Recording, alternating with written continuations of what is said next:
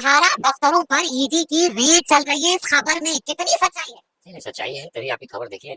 दिल्ली के दफ्तर में रेड हुआ, कोलकाता के दफ्तर में रेड हुआ, और आज तो जो सहारा का मुख्यालय है वहाँ लखनऊ में, वहाँ रेड हो रहा है। और रेड में निवेशकों से, जो खासकर निदेशक, जो सहारा के निदेशक हैं, उनसे पूछताछ हो रही है। देखिए, ईडी की कार्रवाई कब होती है? पहले भी ईडी ने कार्रवाई की थी, लेकिन अब सबका सब्र टूट रहा है। 12 वर्षों से जिन लाखों लोगों ने, लाख नहीं करोड़ लोगों ने, 12 करोड़ से अधिक पूरे देश भर में निवेशक हैं, छोटे बड़े, जिन लोगों ने सहारा में निवेश किया था, और सभी ठगे गए, धोखाधड़ी के शिकार हुए। सरकार का भी आप समझिए कि एक तरह से चुनाव सिर पर है, तो सरकार का भी सब्र टूट रहा है। और पैसे के बल पर सहारा केस लड़ रहा है सुप्रीम कोर्ट में भी। अवमानना की कार्रवाई सुप्रीम कोर्ट ने एक तरह से की। 12 साल पहले जो आदेश दिया, वो आदेश लागू नहीं हुआ। आपको याद होगा, उस समय वो 25,000 करोड़ रुपया देने को कहा था, 15,000 करोड़ जमा किए गए। और उसके बाद फिर और 6,000 करोड़ की जो पिछली सुनवाई थी, उसमें भी बहुत फटकार लगाई और कहा कि भाई, एक एक पैसा जो आपने निवेशक का पैसा जमा किया है, उस पैसा को लौटाना है। अब ये सुप्रीम कोर्ट का भी सख्त रुख देकर के आगे सुनवाई देखिए। इसी 15 अक्टूबर को सुप्रीम कोर्ट में सुनवाई की डेट तय थी। मेरी जानकारी जो वहाँ दिल्ली से ही लोगों ने मुझे बताया कि ये सुनवाई हो रही है, और उम्मीद लग रहा था इसमें दो बातें थी, कई तरह के पिटीशन थे। पिछली चर्चा में एक बात आपने ये भी कही थी कि एक तो जो लोग जमा किए हुए हैं, पैसा जीवित है, अपना पॉलिसी लेकर के अब बाट जो रहे हैं कि पैसा कब मिलेगा, उनका पैसा डूब गया। बहुत सारे ऐसे लोग हैं जिनकी संख्या भी हजार नहीं हजारों में है। अब वो है कि जो पॉलिसी परिवार का वो मर गया बेचारा, जिसके निवेशक था, उसका क्या होगा? आपने जब ये खबर परोसी थी तो मैं देख रहा था कि बहुत सारे लोग ये सवाल उठा रहे थे। तो मैंने इस संबंध में जानकारी ली तो बताया कि देखिए, जो 15 अक्टूबर का केस संभव है, इस संबंध में भी एक पिटीशन दायर है।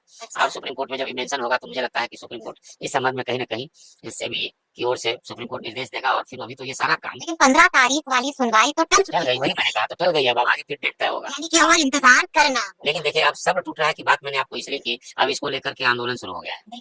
कहाँ हो रहा है ये आंदोलन? हम आपसे ये भी जानना चाहेंगे, ये बड़ी खबर है जो हम अपने व्यूअर्स को बताने जा रहे हैं। देखिए, इसके पहले भी मैंने आपसे चर्चा में कही थी कि सहारा का जो रिफंड है, इसके लिए यदि सभी निवेशकों को, छोटे बड़े निवेशकों को पैसा लौटाने की नियत हो और सरकार सख्ती दिखाए, तो सहारा का जो ब्रांचेज थे, वो सारे ब्रांच को ओपन करने होंगे। ये सारा पेमेंट अभी जो सहारा रिफंड पोर्टल जो बना है, ये भारत सरकार का जो सहकारिता मंत्रालय के अधीन 5,000 करोड़ रुपया उसको दिया गया था सेबी की तरफ से।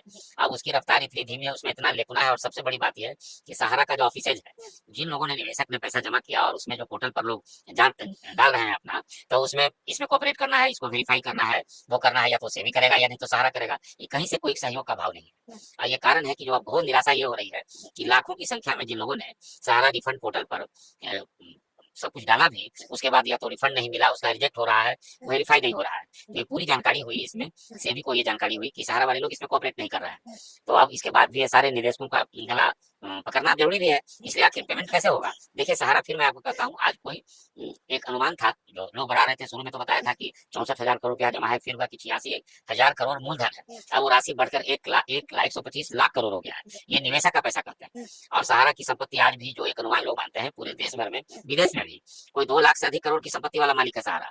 तो बताइए, जो करोड़ों निवेशक है, अब तो आप देख लीजिए, सहारा में काम करने वाले लोग, अब उसका सहारा का मीडिया भी है, सहारा का और कई काम हो रहा है। अब सब आंदोलन कर्मी जो सहारा में मीडिया में काम करते हैं, उनको 4-6 महीने से वेतन नहीं मिलता है, आधा अधूरा वेतन मिलता है। दफ्तर बंद हो गया है, छटनी हो गई है, यानी कि हर तरफ निराशा ही निराशा है। लेकिन अरुण जी, हम आपसे जानना, मैं मान रहा हूँ, उसको निराशा नहीं कहिए, प्रताड़ित हो रहे हैं, प्रताड़ित तो हो रहे हैं, नहीं दिया जा रहा है, तो ये प्रताड़ना के शिकार। लेकिन अभी आपने जिक्र किया, अभी आपने कहा कि अब तो इसको लेकर के आंदोलन तेज हो गया है। कहाँ हो रहा है? स्पेशली मैं मानता हूँ इसको कि एक तो वहाँ दर्जनों की संख्या में जो सुप्रीम कोर्ट में जो लड़ने वाले हैं, लड़ रहे हैं, वाम दल ने स्पेशली इसको टेकअप किया है। आपको याद होगा कि आरा के सांसद हैं सुदामा प्रसाद, लोकसभा में इसको उठाया था।